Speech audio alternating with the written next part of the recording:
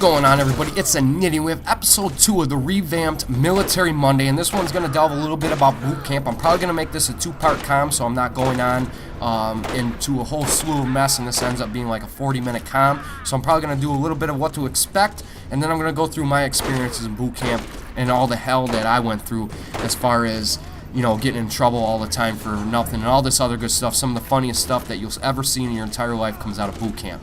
So once you, if you've missed episode 1 about enlistment and you, I'm gonna put a little link in the video at the end for you guys to go check that out, because I don't want to get anybody boned. It happens on a daily basis. A lot of people go in blind and they just get screwed over by the military. And I hate to say it, but it happens more often than not, and I don't want that to happen to anybody that happens to come across my video. So if you feel free to check that out, and hopefully it helped you guys out getting enlisted and all that other stuff. But what I'm going to talk about here is Marine Corps boot camp, because that's all I've delved into. I don't have any experience with any of the other branches as far as boot camp goes. I haven't really talked to anybody about their boot camp, so I don't want to sound stupid. So if you guys are in the military, Coast Guard, Air Force, or Navy, and you guys want to let everybody know about your experiences, you know, put them down in a comment below. I know a 500 character limit really isn't that much. You can do 2, 3, 4, 5 comments if you want. Yeah, feel free to let us know about your experiences, and I'd be more than happy to hear about some of the other branches. One thing real quick that you have to take into consideration: if you go into the Navy, Air Force, or Army and you want to join the Marines, you're going to have to go through Marine Corps boot camp again. And you possibly might lose a rank or 2 depending. I'm not exactly sure why that is, but it just is. If you go any other branch in the Marine Corps, you're going to have to go through boot camp again. If you go through Marine Corps boot camp, when you go sign up for the Army, or if you want to switch branches like that to the Air Force or the Navy, you don't have to go through boot camp again. At least that's how it was when I was in, and there's a possibility that you may even get a rank or 2 depending on which branch you go in. So that's always something to take into consideration. But we're ready to go to boot camp, and this is how kind of how my boot camp experience started. I had to stay in a hotel room the night before, and then in the morning they send you on a series of plane flights. And the reason for the series of plane flights is they want you to come into boot camp around 4 o'clock. Now, if I left out of Buffalo on one plane flight, I'd be in South Carolina in just a couple hours, and then I'd be sitting there all day with nothing to do. So they send you on a plane, like 4 to 5 plane rides, and each plane you're going to get off, you're going to hook up with some other people that are going to boot camp, and you know who they are because they look just like you. They got the clothes on the back with a little manila folder in their hand, and you guys are all sitting waiting to get on the next flight at the next terminal. And then on your last flight, you're going to get off, and there's going to be 2 guys, 3 guys, or what have you sitting there, and they're going to start yelling at you. They're going to have you sit down and put your hands on your knees, have your little manila folder on your lap, and all the civilians that are getting off the plane are going to look at you guys like you're a bunch of prisoners, and they can't believe they were just on a flight with you guys. Now, things might be different due to the TSA and all the bullshit that's going on in the airplanes or the airports now. But when I was going in, you can just get on and off the plane pretty much without any hassle whatsoever. You weren't getting strip searched and all that other BS like you may have to now, so it might be a little bit different. But once you get all collectively there, the guy will take you downstairs, get you guys something to fed, and then they're going to stick you on a bus, and you're going to go on a bus ride for the remainder from North Carolina to South Carolina. And the bus driver is going to be really nice. He's going to talk to you. He's going to tell you to get some sleep while you can and take his advice. He knows what he's talking about. This isn't his first trip carrying a bunch of recruits to boot camp. And just like I said, take his advice, go to sleep, because there's going to be a day or 2 here where you're not going to get any sleep at all once you get there. You're going to roll up about 4 o'clock in the morning. Unfortunately, I went in during June, July, and August, and it was like 90 degrees when we got off the bus at 4 o'clock in the morning, and like humidity like you've never felt before unless you live down towards that area. I live up here in New York, so the humidity was something I've never had to deal with, and it was ridiculous. Like, it'll rain every night there, and then you'll have steaming piles of water all over the place that evaporate during the day and just make the humidity awful. So you're going to get there, you're going to pull up. Drill instructor is going to get on the bus. He's going to be all nice for about 30 seconds, introduce himself, and then all hell is going to break loose. He's going to start yelling at you. You know, you got to go through your sir, yes, sirs. You're going to start talking in third person. You're going to pretty much lose your identity, and I think that's the reason for the third person talk, which we'll get into in a second. But you're going to get off. You're going to get on the little snazzy little yellow footprints that you see on all these commercials, except they cut off about a whole lot of BS. You just see the kids go, sir, yes, sir, and then run. That's not how it works. You're going to be getting yelled at. There's going to be drill instructors everywhere screaming at you, and they're going to put you in a line to get your hair cut. One suggestion I can give you guys real quick is before you go, shave your head. Don't shave it big style. Shave it with like no attachments on your razors, pretty much like I do every day because I'm half bald due to stress. And then go in. I've seen kids go in there with long hair, ponytails, and I'm telling you, right now it's the worst haircut of your life. They pretty much scalp you. You're gonna have hair patches all over the place. You're gonna have hair all over your face, all over your back, all over your neck. Looks like some type of werewolf with a disease, and it's just gonna be really, really uncomfortable, especially with the humidity and everything else. And then you're gonna start filling out all your paperwork, going and picking up your gear. You're going to hook up with another set of drill instructors that are going to take you to go get all your gear, your toothbrush, your uniforms, all that stuff, your duffel bags. They're going to teach you how to start marching. And a little bit of misconception is that all this stuff is free. Like, you know, they give you a toothbrush for free, they give you shoes for free, they give you camouflage for free. At least when I went into the Marine Corps boot camp, you paid for all that stuff. All that stuff came out of your pay. You're not going to come out of boot camp with a couple $1,000s in your pocket. I came out of boot camp with $980, and I was one of the guys with the most that came out. Like, there was guys that came out with $600-700 for whatever reason. They bought too much stuff, and they didn't really even get to keep any of it. So all that stuff comes out. I'm not sure if it's changed, or I'm not sure about any other branches. I've heard some of the other branches give away their uniforms and all that stuff for free, but I know the Marine Corps, at least when I went in, didn't. So once you go through about a week of, well, maybe not a week, I can't remember, it was a few days of learning how to march and like talk in third person. You're going to start talking like, this recruit needs to go to the bathroom, this recruit does this, and like I said, that's to lose your identity. You're no longer, I was no longer recruit Sean Houston. I was just a recruit, just like the guy next to me. Everybody was the same. We all lost names, we all lost our identities, except your last name you'll use every once in a while. There's still guys in the military that when I was in for 8 years, I still don't know their first names. Go figure. But you're going to go through that, and then you're going to hook up with your normal drill instructors once everything's set. Could be a week, could be a couple days. And you're going to go in, and there's going to be 3 drill instructors there. They're going to be nice. They're going to introduce themselves. They're going to introduce what they do. You know, one guy may be a marcher. He's going to teach you how to march. The other guy's going to give you a bunch of classes. One guy may be a marksman guy, or, you know, an ex-sniper or something like that, so he'll go through that with your guys. You're going to have, pretty much they're split up. You're going to have one drill instructor that's a terrorizer, which does nothing, absolutely nothing, but give you guys hell and make your guys' life just awful. Then you're going to have another guy that's a nice guy that kind of jokes with you. He'll let you laugh without, you know, making you do a bunch of stuff and all this other stuff. And then you're going to have a guy that's kind of in between. He's a terrorizer, and he's also the nice guy, and all that other good stuff. Pretty much the only guy you're going to like is the guy that's nice to you, and he may disappear 3/4 of the way through boot camp, and then you'll be stuck with just the terrorizers. And then you're going to have your senior drill instructor, which is kind of like the moderator of it all. He keeps his drill instructors in check in case they're going to kill you. He also keeps you in check in case you're doing something wrong. Kind of works with you if you're having issues and all this other good stuff. He'll work with you and tell you what you can do.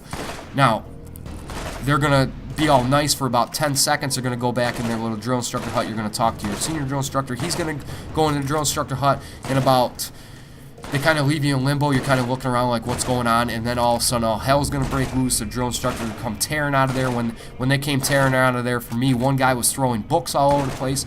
Another guy was throwing trash cans all over the place. Another guy was just picking up whatever he could find and smashing it all over the place, yelling at everybody to get over here, get over there.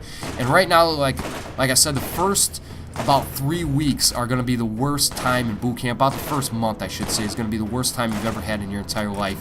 You're not going to be used to not getting much sleep. If you guys are smokers and all that other stuff, you know how you're going to have to get all that out of your system. And then all of a sudden, about 1 month in, you're going to wake up feeling like $1,000,000. So the first month is the hardest. It's the hardest mentally, it's the hardest physically, and all that other stuff. So just make it through the first month. I know a lot of kids tried to kill themselves. We lost a lot of guys. They've purposely broke their ankles, 2 of them. One kid purposely broke his wrist by dropping an ammo crate on it on purpose just to get out of boot camp. So it's one of those things. You don't want to mentally break, and that's the biggest thing about boot camp is just it's mentally the biggest challenge of your life. And when you're going to take from boot camp, you're going to take that and it's going to work for you much, much better out in the real world. That's why I can deal with situations that people can't really deal with. I can deal with people a lot more that are, you know, people can't handle. It's the exact reason why I said in my last comm about how I've been in, I don't even know how many fights, and I've only ever had to throw 1 or 2 punches, because most of those fights stop at one point. It's much like, you see a movie with like a werewolf or something, and he kind of just smiles at the guy and the guy backs up. That's because they know they're crossing a line they don't want to cross, and if they do cross that line, it could turn out really, really bad for somebody.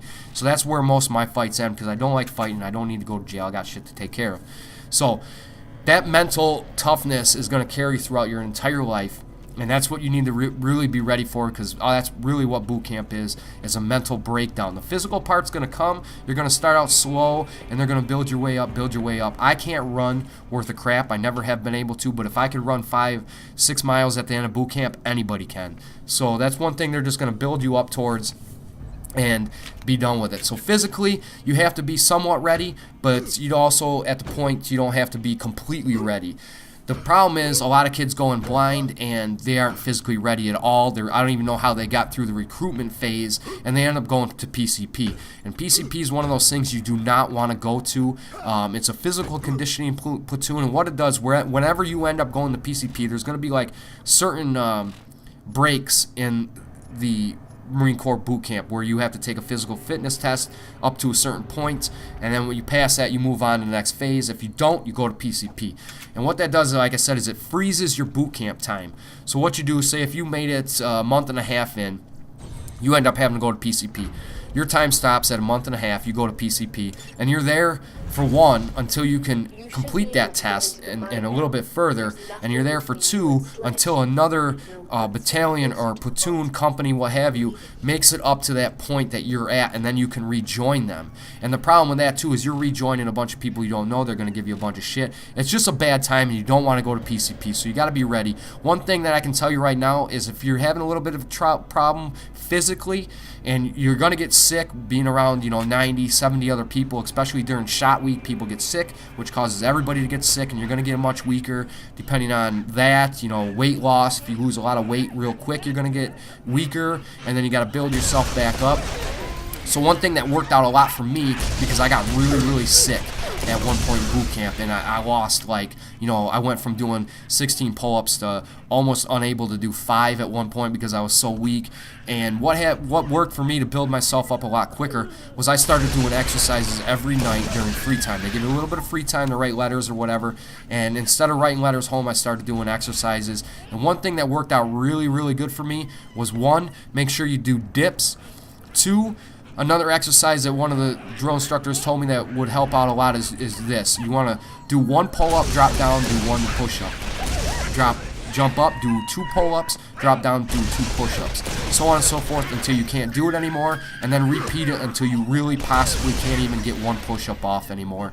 And then just, let it rest, do it day in, day out, day in, day out, and you'd be extremely surprised. Your push-ups, pull-ups, sit-ups, all that stuff are going to increase 5 times, 4 times, faster than they would if you're just doing nothing and kind of going through the steps along with everybody else.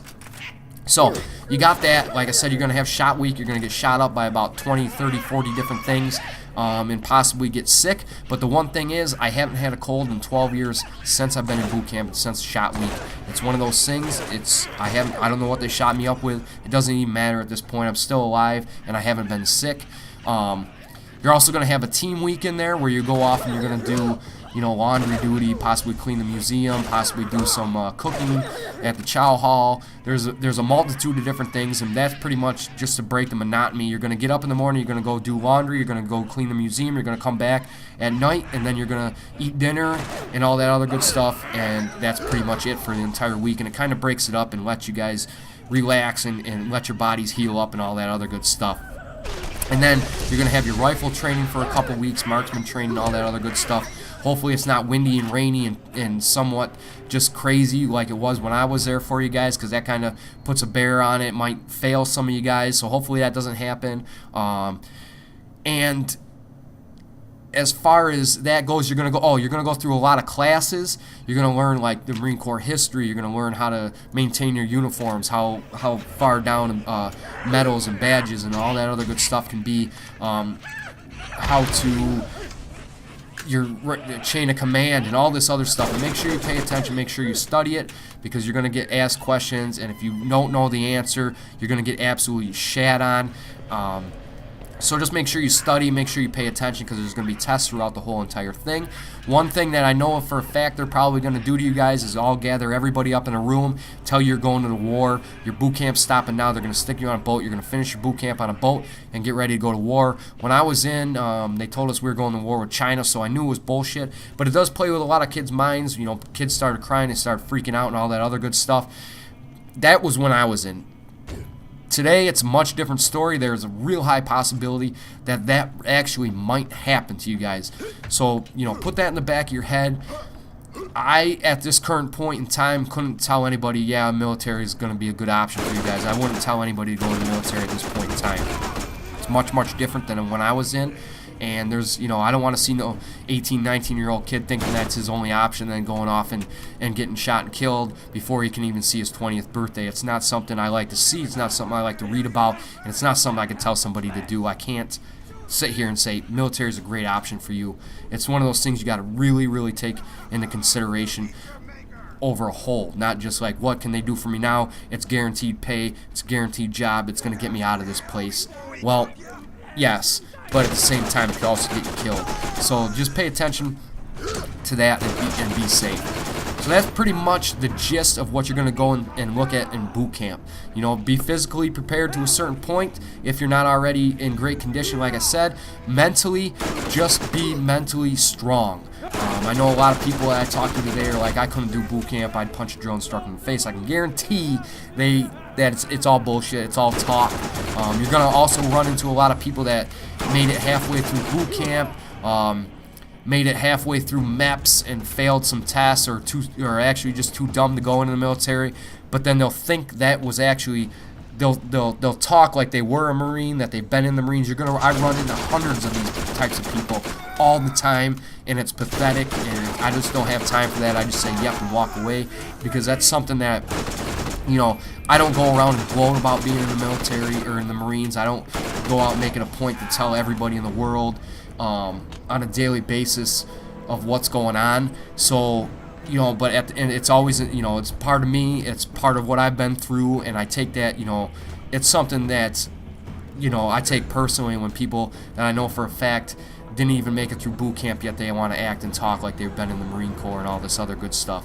So it's one of those things, you know, you're going to run into a lot of guys like that. You're also, once you get out of boot camp, you're going to run into a lot of people that are going to want to fight you because you're a Marine. They want to be able to be the one that beat up the Marine. Don't give them the time of day. Don't get yourself into trouble, because it's not worth it, because it's not, you know, if I go out there and I put somebody in the hospital, it's not Sean Houston was arrested for this and this and this and that. It's going to be a major headline, ex-Marine does this, Marine does that, Marine does that. You see it all the time. It's really, you know, the media tries to play off the military as some bad aspect. You know, look, he was brainwashed and all this other stuff. Don't listen to that crap. You're not being brainwashed.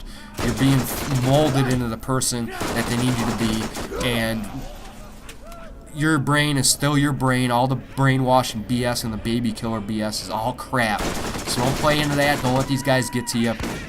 And just be mentally strong. I can't stress that enough. Mental awareness, mental strength is going to be the biggest thing that you can possibly go into boot camp. And like I said, I'm going to split this up into 2 parts.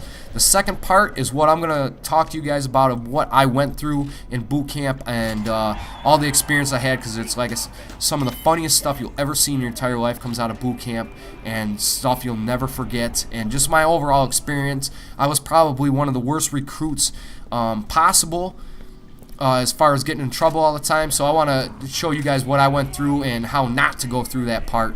So I'm going to split this up into 2 parts, and that's going to be coming next Monday for episode 3. So as always, that's what I got for you guys. Keep your heads up. Have fun in boot camp. Peace.